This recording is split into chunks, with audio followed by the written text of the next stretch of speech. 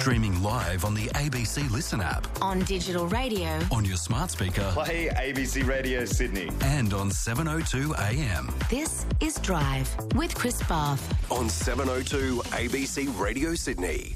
Now, you might have heard me chatting to the Wesley Mission CEO yesterday about the staggering new figures on just how much money is being lost to poker machines in Sydney. An estimated, wait for it, annual loss per person in Fairfield LGA of $3,373. That's per man, woman and child. It's more like $4,500 for every adult in that local government authority. And there's not a postcode or demographic in New South Wales that's not impacted by the epidemic of harm that poker machines cause. That's Stu Cameron, the CEO of the Wesley Mission, with me on Drive yesterday. Stu was talking about one local government area there, Fairfield, and when you multiply that across New South Wales, $2.27 billion is what's been fed into and lost in poker machines in 3 months in New South Wales between April and June this year. Now, according to the Liquor and Gaming Authority, it's the highest quarterly loss ever recorded.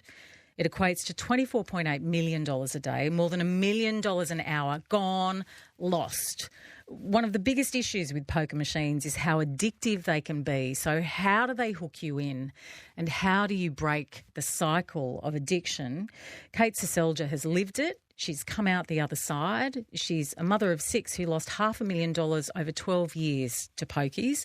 She wants to share her experience with you so you can understand what is happening, so that if you have an issue, you can know that you're not alone and you can get through this. Kate, thank you very much for your time. Thanks, Chris. Kate, you grew up in Sydney. Do you remember the first time you played the pokies? Yeah, I went to my local RSL with my boyfriend at the time, and he showed me how to use them. And what was it that kept you coming back? Well, after feeding a note in and pressing the button a couple of times, I won. And I couldn't believe that it happened. And my, heart and mind just raced, and it had an impact on my being in a way that I had never been educated to understand, similar to, I guess, the first sort of rush of a drug. And that is all intentionally designed. And when you have that experience, unfortunately, especially an early win, it can set that pathway in your brain to keep, seeking that outcome.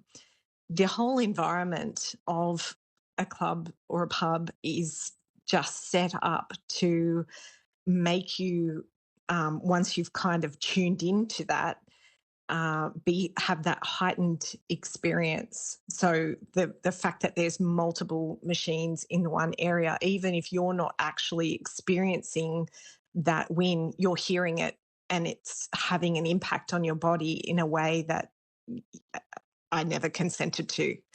It must be really hard to recognise that you have a problem. When did you realise?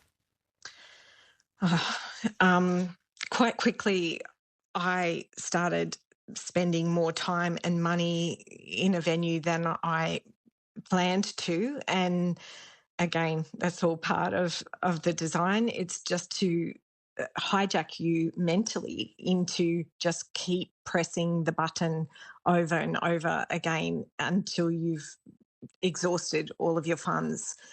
And that happened very, very quickly and led to me experiencing gambling harm for the next 12 years of my life, because there was no context around it. And that's really what I want to try and convey. That's why I speak publicly about my story. I went into a social venue not anticipating it was an unsafe environment. And New South Wales has 88,000 machines in our social venues that are And there's been an tracking increase. And Yeah. there's been 141 extra machines put in over the past few months. Exactly. You know, we're trending in the wrong direction, and we have been doing so for decades. And that's all been designed by the industry to keep profiting off other people's misery. And it's just despicable that these machines can take over $6,000 in a half an hour off a person, and they're just left sitting there thinking, what just happened? You are literally in a state of overwhelm and like a hijacked mental state, and you just keep pressing the button even if you're losing, because your brain, there's a feature in the machine called losses disguised as win. So say you bet $5, the lights and sounds will go off like you've won, but it's only $2. So it celebrates you losing $3 in a way that's actually registered in your brain as a win. Was there an impact on your self-esteem and mental health? Oh, absolutely. I'm speaking to you today because I was pregnant when I almost took my life, and that's the only reason why I'm still alive. I couldn't figure out how to take my life and not harm my child. And that is not the reality for so many people that take their life every year, because they think that that's the only way to escape this nightmare. And I'm here to tell these people, whatever feeling you have around feeling broken because you don't understand what's happening with you with gambling harm, trust me, there is a solution, and it's about hating the industry and not yourself. This is addiction by design, and this has been allowed to happen by successive governments for decades. Kate, I'm so sorry to hear about your experience. When did you get help? Was it after that? I tried to access help for several times over those 12 years that I struggled with it, but at that time, services were scarce at best, and really ill-equipped with accurate information about what was happening. Now, services these days, you know, Wesley Mission do an incredible job in Sydney. They've come a long way in and not only addressing gambling harm, but putting out positive and accurate information into the community to change the narrative, because the industry had controlled it up until that point, and the narrative was you just need to gamble responsibly. And that is soul crushing when you don't understand what has happened to you by engaging with these products that are designed to cause harm. You're listening to Kate Seselja. She's a victim of poker machines, I think it's fair to say. She's also a survivor of poker machines. Kate, how did you break the cycle of addiction? It's really tough to do. How did you manage to do it? I had to rebuild my self-esteem and really forgive my 18-year-old self for, you know, For walking into that club. Yeah. You didn't know For what you were making walking into, Kate. This is the thing. Absolutely. I had just wished that it never happened, that I'd never engaged with it, but I couldn't go backwards. I had to move forwards, and beating myself up for the rest of my life was never going to bring about a positive outcome for myself or my children. And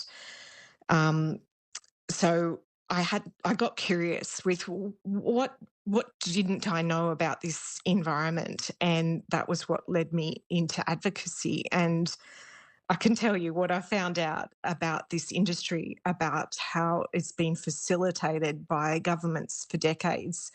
to grow and, develop new machines, new technologies, new ways of exploiting human vulnerabilities. It sickens me that this has just kept on going, entrapping more and more people in its wake.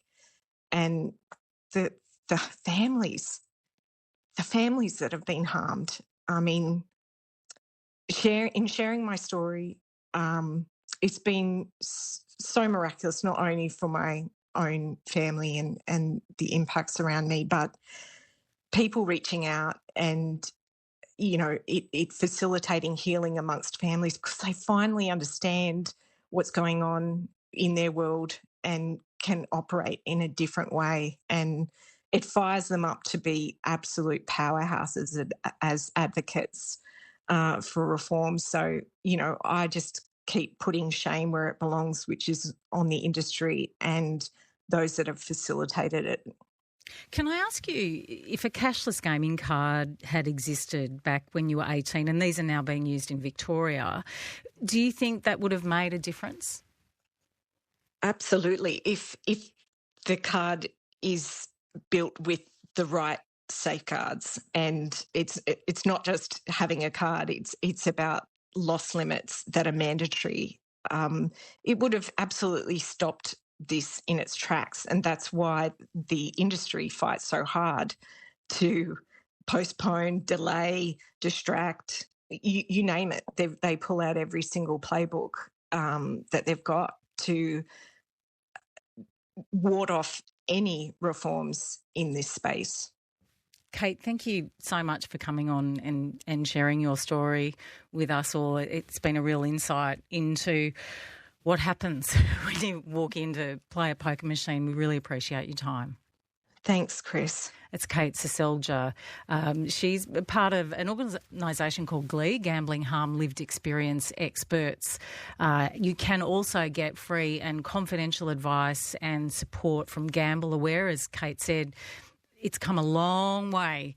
The number for Gamble Aware is 1800 858 858, 1800 858 858 if you need help with gambling and addiction.